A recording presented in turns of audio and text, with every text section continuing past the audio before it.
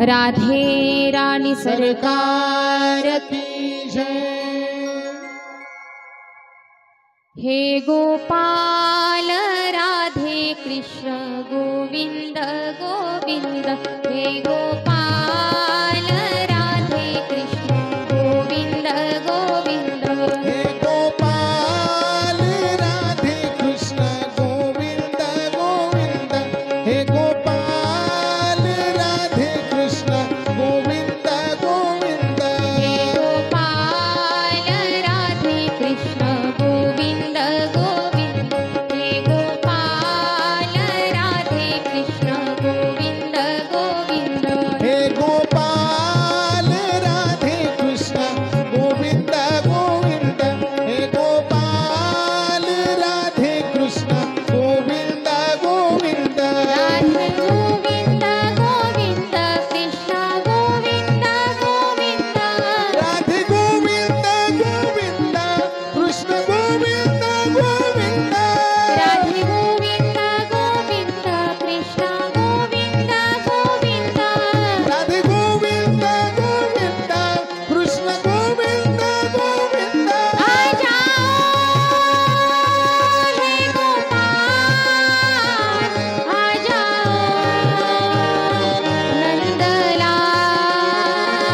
आ जाओ हे गोपाल, आ जाओ नंदलाल। हे गोपाल राधे कृष्ण गोविंद गोविंद। हे गोपाल राधे कृष्ण गोविंद गोविंद। हे गोपाल राधे कृष्ण गोविंद गोविंद।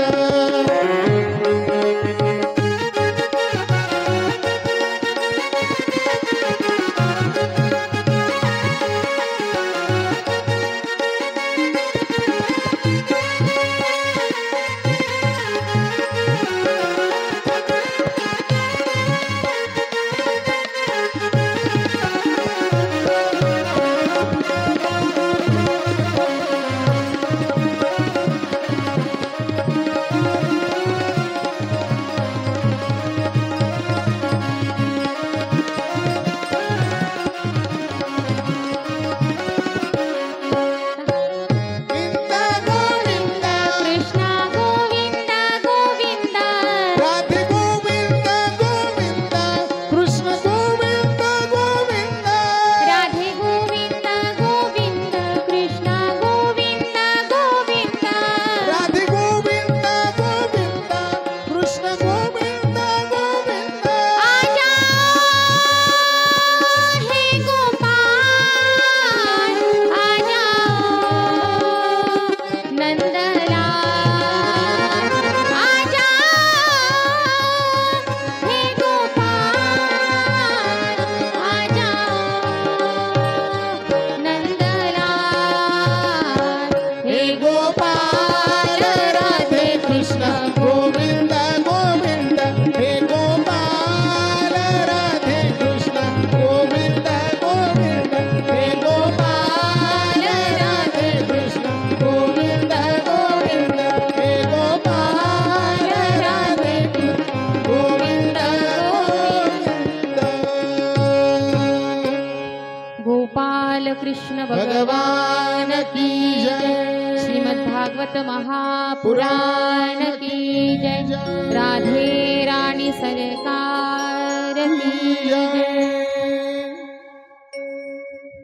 यं प्रव्रजन्तमनुपेतमुपेतकृत्यं द्वैपायनो विरह कातर आजुहाव। पुत्रेति तन्मयतया तरवोऽभिनेदुं स्तं सर्वभूतहृदयं मुनिमानतोऽस्मि। परम मंगलमय परात्पर अखिलेश्वर अकारण करुणा वरुणालय भक्तवांछित कल्पतरू तड्युद्युत विनुंदित पितांबरधारी बालकृष्ण भगवान परमात्मा आणि त्या भगवान श्रीकृष्ण परमात्म्याची वाङ्मयीन प्रतिमूर्ती स्वरूपा श्रीमद भागवत महापुराण कथेच्या अंतर्गत आजचा आपला हा तिसरा दिवस। कालच्या कथेमध्ये सुंदर असं गोकर्ण उपाख्यान आपण पाहिलं आणि व्यास महर्षींनी श्रीमद भागवताचं केलेलं मंगलाचरणही आपण पाहिलं आणि शुकदेव मुनींचा जन्म इथपर्यंत काल आपण कथा पाहिली। आता शौनकादी ऋषींनी सुतजींना प्रश्न केलेला आहे की सवई पुंसा परो धर्मो यतो भक्तिरधोक्षजे अहैतुक्य प्रतिहता ययात्मा संप्रसीदसी। शौनकादी ऋषी सुतजींना म्हणतात की मानवाच्या जीवनाचं परम लक्ष्य काय आहे। त्यावेळेस सुतजी सांगतात की त्या भगवान परमात्म्याच्या चरणावरती निष्कपट प्रीती करणं, निष्कपट प्रेम करणं हेच मानवाच्या जीवनाचं परम लक्ष्य आहे। मंदिरामध्ये त्या भगवंताकडे काहीतरी मागण्या करता जायचं नाही, तर सुंदर असा देह त्या भगवान परमात्म्याने मला त्याच्या प्राप्ती करता दिलेला आहे, त्याच्या दर्शना करता दिलेला आहे। या हेतूने प्रत्येकाने मंदिरात जायचं आणि भक्ती सुद्धा सार्थक तेव्हाच होते जेव्हा भगवंताच्या स्वरूपाचं ज्ञान होतं आणि जगापासून वैराग्य होतं। कारण त्या भक्तीची मूलं आहेत ज्ञान आणि वैराग्य। आणि म्हणून जेवढा वेळ आपण त्या भगवंताच्या जवळ बसतो तेवढा वेळ त्या भगवंताचं होऊन बसावं, जगाचं होऊन बसू नये। आणि भक्ती ही खरी पाहिजे, दिखावटी नाही। त्या भक्तीमध्ये दर्शनाची उत्कंठा असली पाहिजे, प्रदर्शन नसावं। आणि या ठिकाणी जेवढे धर्म अनुष्ठान केले जातात त्या सगळ्यांचा हेतू उद्देश जो आहे तो फक्त भगवत प्राप्तीचा आहे। आणि त्या भगवान परमात्म्याला जाणण्याचं ज्ञान फक्त मनुष्याला आहे। आणि मोक्षाच्या मार्गावरती जे कुलूप लागलेलं आहे ते कुलूप फक्त मानवरूपी जीवनाच्या चावीनेच त्या ठिकाणी उघडू शकतं। म्हणून त्या भगवंताच्या चरणावरती निष्कपट प्रेम करणं हेच मानवाच्या जीवनाचं परम लक्ष्य आहे, असं शौनकादी ऋषींना सुतजींनी सांगितलं। आणि सुतजी शौनकादी ऋषींना म्हणतात की हा जीव जो आहे तो कर्माच्या जाळ्यामध्ये अडकून या संसार रूपी विहिरीमध्ये पडत असतो आणि भगवंत या संसार रूपी विहिरीमध्ये स्वतःच्या इच्छेने उतरून येतात। त्याला भगवंताचा अवतार असं म्हटलं जातं। कारण पडणं आणि उतरणं याच्यामध्ये खूप मोठा फरक आहे। आणि ज्या वेळेस हा मनुष्य कर्माच्या जाळ्यामध्ये अडकून या संसार रूपी विहिरीमध्ये पडतो आणि ज्या वेळेस त्रस्त त्या संसारामध्ये होतो त्यावेळेस व्याकुळ होऊन त्या भगवान परमात्म्याला हा जीव पुकारायला लागतो की हे भगवंता, तू आजा कहाँ है मेरे श्याम प्यारे, तू आजा कहाँ है मेरे श्याम प्यारे, तू आजा कहाँ है मेरे श्याम प्यारे, तू आजा कहाँ है मेरे श्याम प्यारे। कोई गम हमारा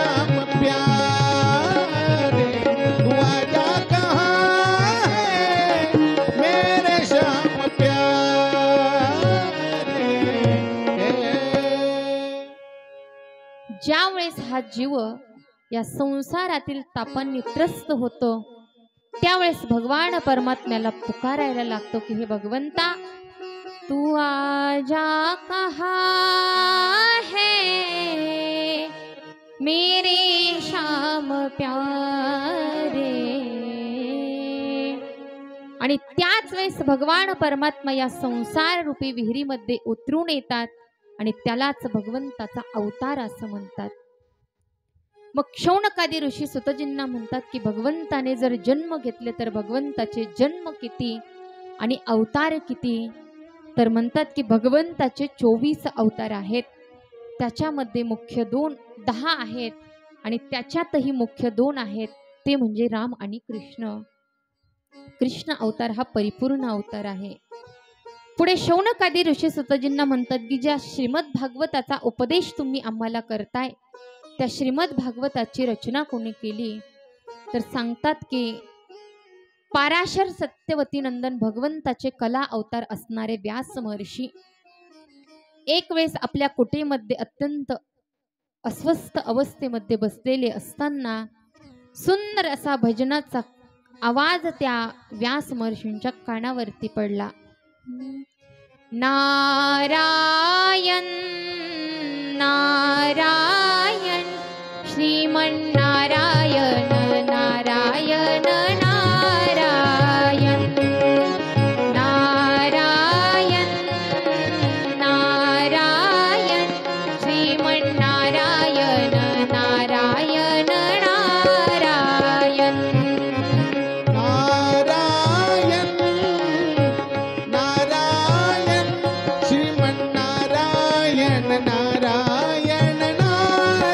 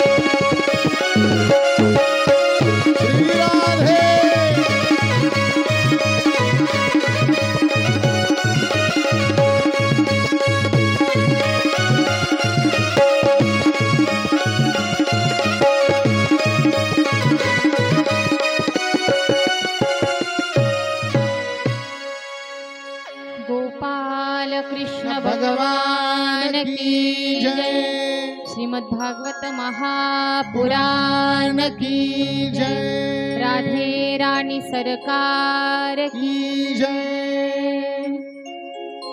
सुंदर असा भजनाचा आवाज त्या ठिकाणी व्यास महर्षींच्या कानावरती पडला आणि डोळे उघडल्याच्या नंतर समोर पाहिलं तर नारद महर्षी दिसले. आणि नारद महर्षी आता त्या ठिकाणी व्यास महर्षींना विचारतायत की पाराशर्य महाभाग भवतः कश्चिदात्मना परितुष्यति शारीर आत्मा मानस एव वा. नारद महर्षी त्या व्यास महर्षींना म्हणतात की काय झालं, तुम्ही असे नाराज का आहात, उदास का आहात. त्यावेळेस व्यास महर्षी म्हणतात मी अनेक ग्रंथ निर्माण केले परंतु मला समाधान वाटत नाही. त्यावेळेस नारदजींनी व्यासांना सांगितलं की म्हणे तुम्ही अनेक ग्रंथ निर्माण केले परंतु भगवंताच्या लीलांचं गुणांचं वर्णन करणारा असा एखादा ग्रंथ तुम्ही निर्माण करा. त्यावेळेस व्यास महर्षींनी सांगितलं की आता माझं वय झालेलं आहे, आता हे सगळं मला शक्य नाही. परंतु नारदजींनी सांगितलं की संतांची संगती जर जीवनामध्ये प्राप्त झाली तर काहीही होऊ शकतं. आणि स्वतःचं उदाहरण त्या ठिकाणी नारदजी सांगायला लागले. नारदजी म्हणतात की मी मागच्या जन्मामध्ये दासीपुत्र होतो, हरिदास माझं नाव. माझी आई ब्राह्मणांच्या घरी धुणं भांडी करण्याचं काम करायची आणि चातुर्मासामध्ये काही संत त्या ठिकाणी आले. त्यावेळेस मी त्या संतांना पूजेकरता पाणी फुलं त्या ठिकाणी आणून द्यायचो. त्या संतांची कीर्तन प्रवचन श्रवण करायचो आणि माझ्या मनामध्ये सुद्धा भगवंताविषयी आवड निर्माण झाली. 4 महिन्याच्या नंतर ते संत जायला निघाले आणि माझी सुद्धा त्या संतांच्या सोबत जाण्याची इच्छा होती. परंतु आईने मला जाऊ दिलं नाही आणि आता मला असं वाटायला लागलं की आई मरावी. तसं वाटू नये, परंतु एकदा की तो भगवंत आपलासा वाटायला लागला की देहाचे नातेवाईक आपोआप दूर होतात आणि हरिदासाला आता आई मरावी असं वाटायला लागलं. आणि संत जात असताना हरिदासाच्या आईने हरिदासाला त्या ठिकाणी अडवलं. त्यावेळेस संतांनी ओम नमो भगवते वासुदेवाय हा मंत्र हरिदासाला दिला आणि हरिदास आता सतत त्या मंत्राचा जप करायला लागला. आणि एक वेळचा प्रसंग आहे, हरिदासाची आई संध्याकाळच्या वेळेला गाय धुण्याकरता गेली आणि त्या एका सर्पावरती तिचा पाय पडला आणि ती मरण पावली. ज्यावेळेस हरिदासाला कळालं त्यावेळेस हरिदासाला आनंदही झाला आणि दुःखही झालं. आनंद याच्याकरता झाला की बरं झालं आई गेली, आता मला वनात जाण्यापासून भगवंताचं भजन करण्यापासून कोणीच अडवणार नाही. आणि दुःख याच्याकरता झालं की आई गेली. हरिदासाने आईवरती अंत्यसंस्कार केले आणि आता वनामध्ये जाऊन हरिदास त्या ठिकाणी संतांनी दिलेल्या मंत्राचा जप करायला लागला. आणि जप करत असताना भगवान परमात्म्याने थोडीशी छटा त्या ठिकाणी हरिदासाला दाखवली आणि भगवंत परत अदृश्य झाले आणि हरिदासाला सांगितलं की अजून तुझी वासना जी आहे ती पूर्ण नष्ट झालेली नाही, म्हणून पुढच्या जन्मामध्ये तुला माझी प्राप्ती होईल. आणि मग तो हरिदास पृथ्वीचा लय झाला आणि हरिदास त्या ठिकाणी मरण पावला. आणि तोच असणारा दासीपुत्र हरिदास पुढच्या जन्मामध्ये साक्षात ब्रह्मपुत्र नारद झाला. कशामुळे तर फक्त आणि फक्त त्या संतांच्या संगतीमुळे. म्हणून जीवनामध्ये संगत कुणाचीही करण्यापेक्षा ती संगत कधीही संतांची करा, कारण त्या संतांच्या संगतीमध्ये माणसाचा सहज उद्धार त्या ठिकाणी होत असतो. म्हणून कबीरदास वर्णन करतायत की संतन के संग लाग रे तेरी अच्छी बनेगी. संतन के संग लाग रे तेरी अच्छी बनेगी. संतन के संग लाग रे तेरी अच्छी बनेगी. संतन के संग लाग रे बनेगी। संतन के संग लाग रे तेरी अच्छी बनेगी।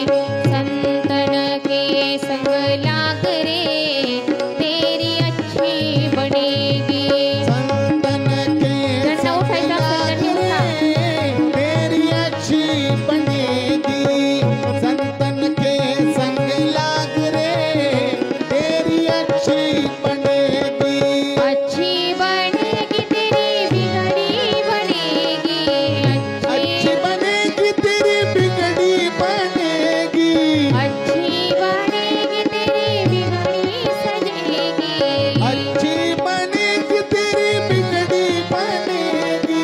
होए तेरो बड़ो भाग रे तेरी अच्छी बनेगी। संतन के संग लाग रे तेरी अच्छी बनेगी। संतन के संग लाग रे तेरी अच्छी बनेगी।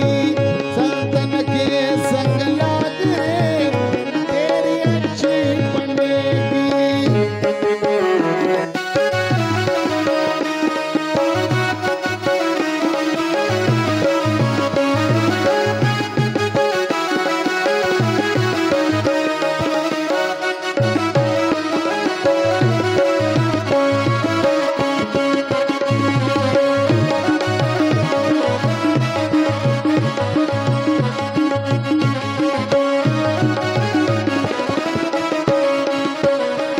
ध्रुव जी की बन गई प्रहलाद जी की बन गई। ध्रुव जी की बन गई प्रहलाद जी की बन गई। ध्रुव जी की बन गई प्रहलाद जी की बन गई। ध्रुव जी की बन गई प्रहलाद जी की बन गई। हरि सुमिरन में जाग रे तेरी अच्छी बनेगी। संतन के संग लाग रे तेरी अच्छी बनेगी। संतन के संग लाग रे तेरी अच्छी बनेगी।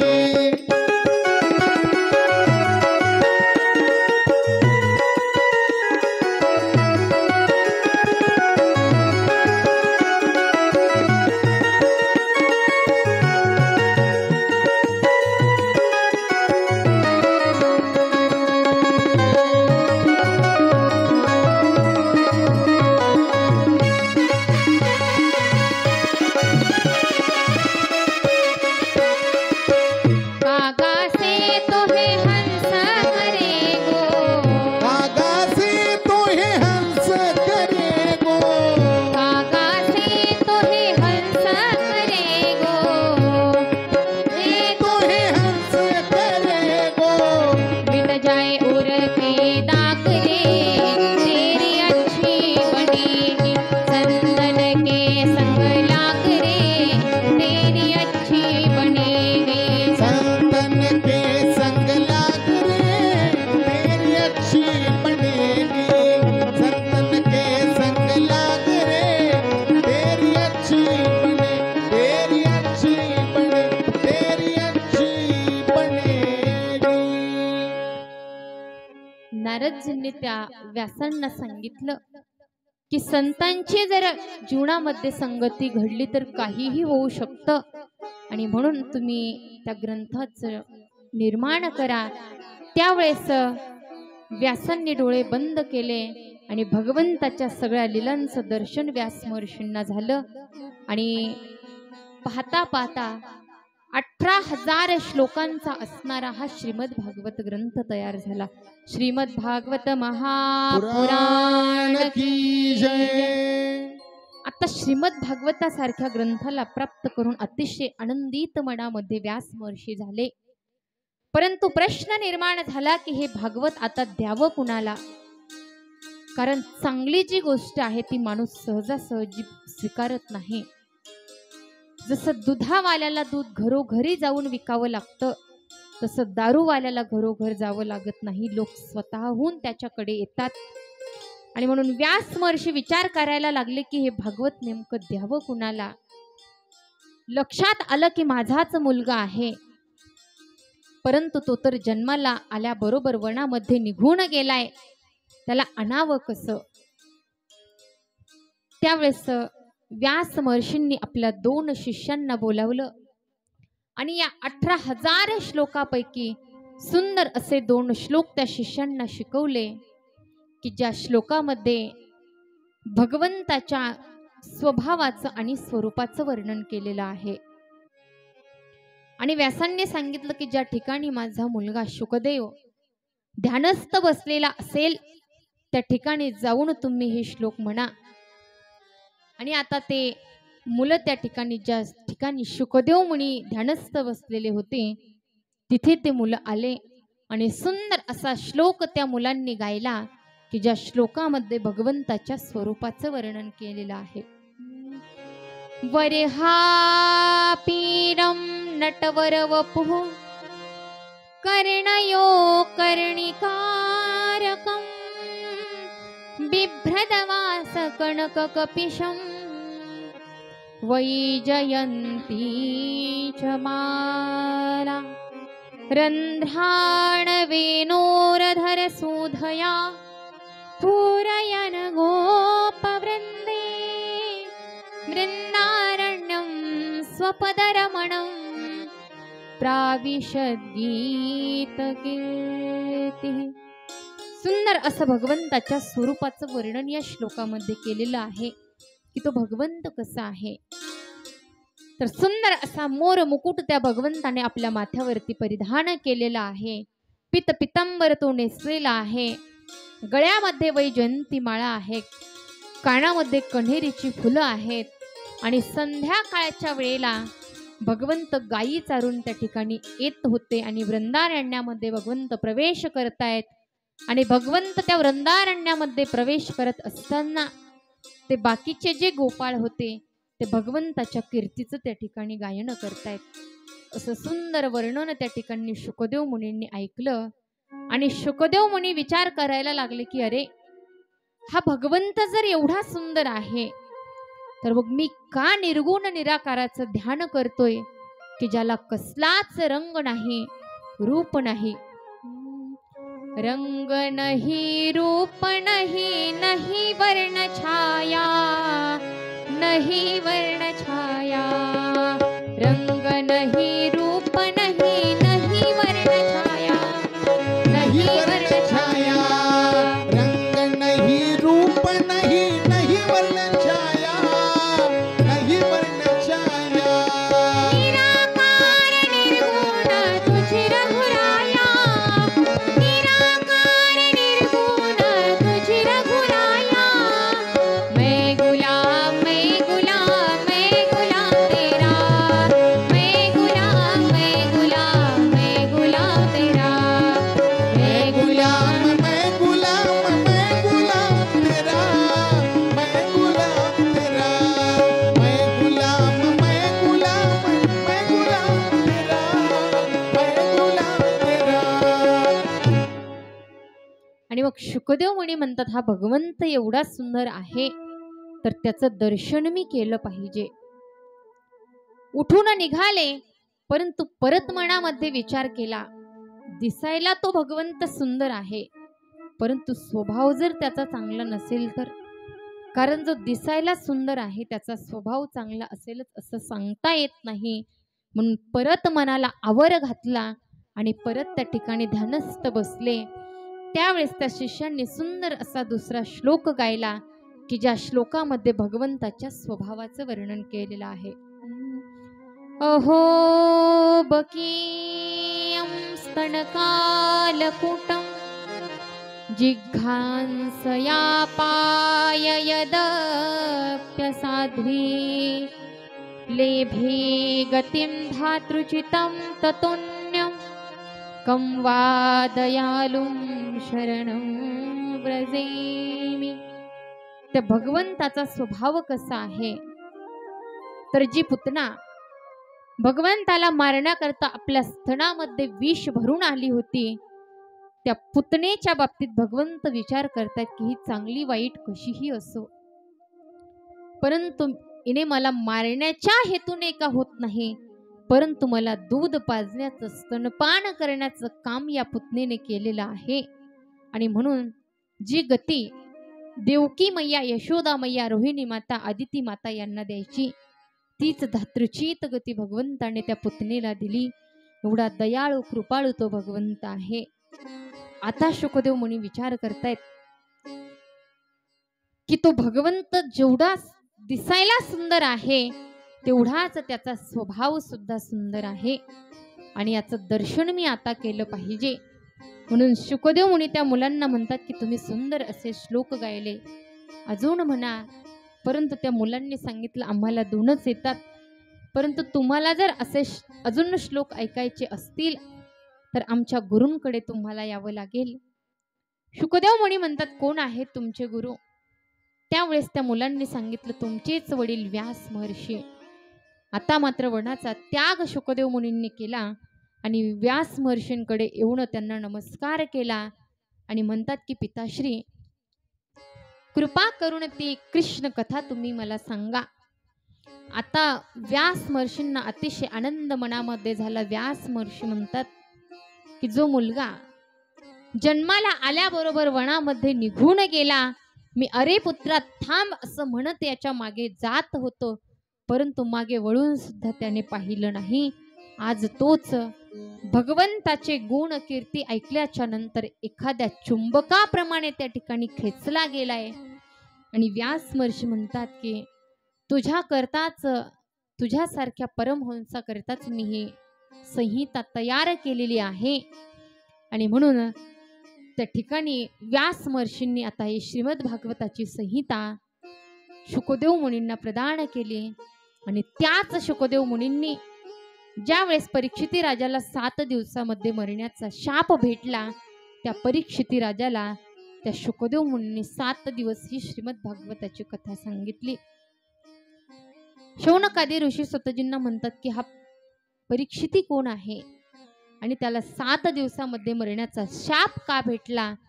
तर त्यावेळेस सुंदर असा महाभारताचा शेवटचा प्रसंग श्री सुतजी शौनकादी ऋषींना सांगतायत. यदा मृधे कौरवसृञ्जयाण वीरेश्वथो वीरगतिं गतेषु वृकोदरा विद्धगदाभिमर्श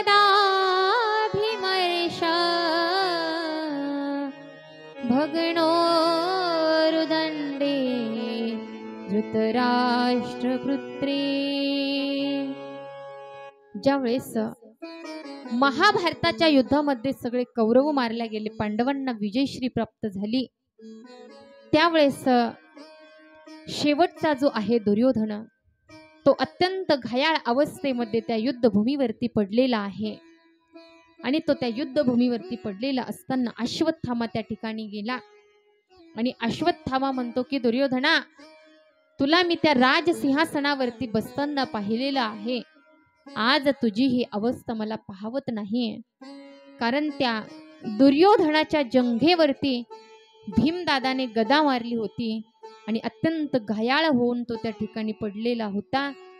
त्यावेळेस आता दुर्योधन अश्वत्थाम्याला म्हणायला लागला की अश्वत्थाम्या, आता तू माझ्याकरता काय करू शकतोस? अश्वत्थामा म्हणतो दुर्योधना, तू जर सेनापती म्हणून माझी निवड केली असती ना, तर आज तुझ्यावरती ही वेळ आली नसती. आणि तू तुझा सेनापती म्हणून त्या ज्यांची निवड केली त्यांचं मनाने सगळं प्रेम पांडवांवरती होतं. दिसायला फक्त ते तुमच्याकडून दिसत होते, परंतु मनाने सगळं प्रेम ते पांडवांवरती करायचे. मग ते द्रोणाचार्य असो, कृपाचार्य असो, भीष्माचार्य असो, सगळ्यांचं त्या पांडवांवरतीच प्रेम होतं. दुर्योधन म्हणे आता तू माझ्याकरता काय करू शकतोस? त्यास अश्वत्थामा विचारायला लागला की सांग दुर्योधना, तुझी शेवटची इच्छा काय आहे? परंतु जो आयुष्यभर वाईट वागलाय त्याची शेवटची इच्छा सुद्धा वाईट असते. आणि दुर्योधनाने सांगितलं की अश्वत्थाम्या,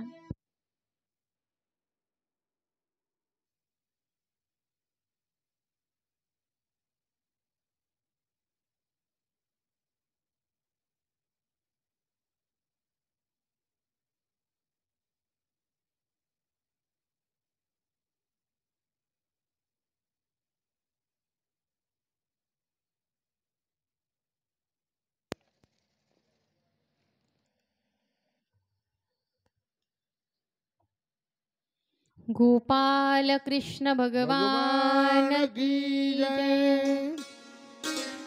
त्या दुर्योधनाने अश्वत्थाम्याला सांगितलं की अश्वत्थाम्या, आम्ही 100 भाऊ होतो आणि शत्रू मात्र 5च होते. आमच्यातला एकही राहिला नाही आणि त्यांच्यातला एक सुद्धा मेला नाही. एखादा जरी मेला असता तर मला थोडंसं समाधान वाटलं असतं. अश्वत्थामा म्हणे, तू एकाची इच्छा करतोयस